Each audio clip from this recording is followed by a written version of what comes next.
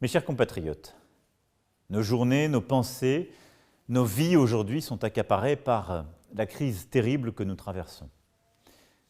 Pour autant, tout juste un an après l'incendie dramatique qui a ravagé une partie de la cathédrale Notre-Dame de Paris, je tenais à nouveau à remercier tous ceux qui, hier, l'ont sauvée et tous ceux qui, aujourd'hui, la reconstruisent.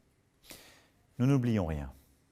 Ni l'héroïque élan de courage qui a sauvé la cathédrale des flammes, ni la formidable vague de générosité qui s'est levée dans les heures et les jours qui ont suivi. Et je voulais donc redire aujourd'hui la reconnaissance de la nation.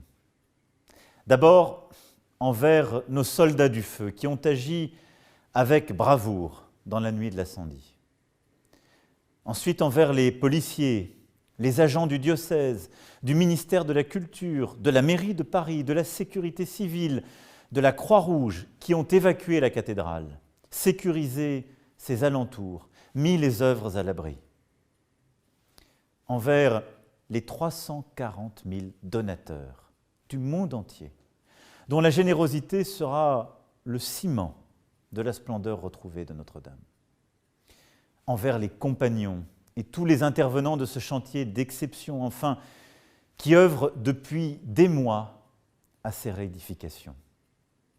Nos architectes, nos artisans, nos ouvriers, ces compagnons que je viens d'évoquer, et tant d'apprentis qui seront mobilisés. Nous reconstruirons Notre-Dame en 5 ans, ai-je promis. Nous ferons tout pour tenir ce délai.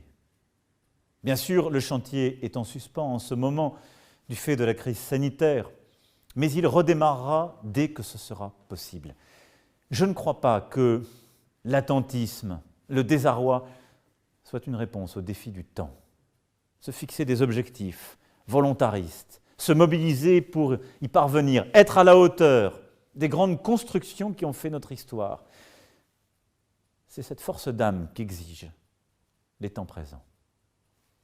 Il y a eu le temps de l'épreuve et de l'émoi, puis le temps de la réflexion, mais c'est bien désormais le temps de la reconstruction qui est engagé.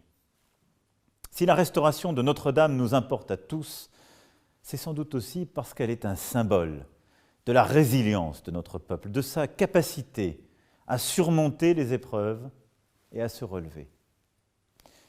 C'est souvent dans l'adversité que nous puisons les forces de fraternité qui nous permettent de nous hisser ensemble au-dessus de nous-mêmes à la hauteur de l'histoire.